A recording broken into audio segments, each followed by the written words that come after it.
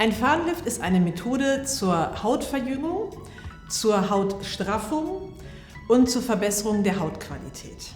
Es gibt verschiedene Komponenten bei dem Fadenlift. Es gibt verschiedene Fäden. Es gibt einmal Fäden, die nur die Hautqualität verbessern, indem sie, wenn sie eingelegt werden in die Haut, also unter die Haut, dort eine Bindegewebsvermehrung machen und dadurch es zu einer Straffung kommt. Es gibt auch noch Fäden, die einmal straffen können und auch noch diese Bindegewebsvermehrung machen. Dadurch wird halt erreicht, dass es insgesamt ein strafferes Ergebnis gibt, dass Falten gemildert werden und auch, dass die Hautqualität verbessert wird. Ein Fadenlift kann in Lokalanästhesie vorgenommen werden. Das ist eine örtliche Betäubung, wie zum Beispiel auch beim Zahnarzt. Damit werden zum Beispiel die Zugfäden eingebracht, die nur die Hautqualität verbessern. Diese Fäden, die kann man auch mit einer Betäubungscreme einfach nur einbringen. Da braucht man jetzt nicht unbedingt die örtliche Betäubung. Ein Fadenlift dauert je nachdem, wie viele Regionen behandelt werden sollen und wie viele Fäden eingebracht werden sollen, ungefähr plus minus eine Stunde.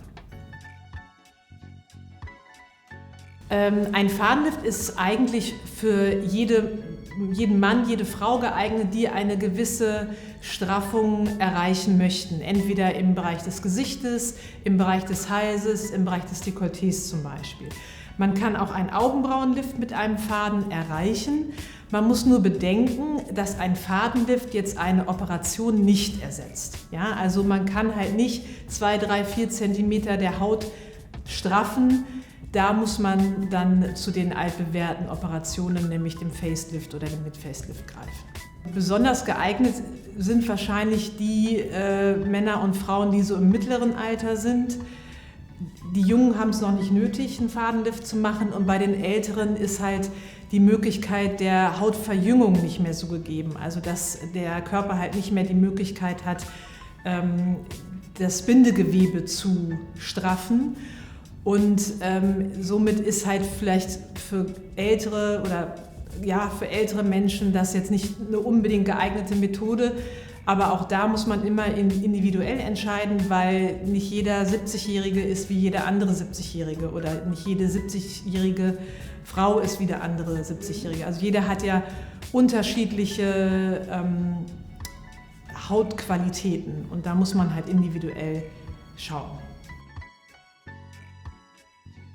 Nach dem Fadenlift ist zu beachten, dass man sich erstmal 2, 3 Tage Ruhe gönnt. Man ist nicht unbedingt direkt wieder gesellschaftsfähig. Je nachdem kann auch mal ein blauer Fleck auftreten, es kann eine Schwellung auftreten, aber auch das ist halt sehr individuell. Manche schwellen sehr stark an, bei anderen sieht man quasi fast gar nichts nach der Behandlung, außer dass es halt ein verjüngtes Gesichtsbild gibt. Man sollte Sport vermeiden für mindestens 3 Wochen. Man sollte mit erhöhtem Oberkörper schlafen. Und wenn gerade im Gesicht Fäden gelegt worden sind, sollte man vermeiden, eine weite Mundöffnung durchzuführen. Also man sollte auf gar keinen Fall zum Zahnarzt gehen 3 Wochen danach. Und man sollte vermeiden, in einen dicken Burger zu beißen, wo man halt den Mund ganz weit aufmachen muss. Die Kosten für einen Fadenlift berechnen sich, je nachdem wie viele Fäden man benötigt, beginnt ungefähr für einen Augenbrauenlift bei 650 € zum Beispiel. Und wenn man zum Beispiel jetzt ein komplettes Gesicht und einen Hals Fadenlift durchführen lassen möchte, muss man schon mit 2.000, 2.500, 3.000 € rechnen.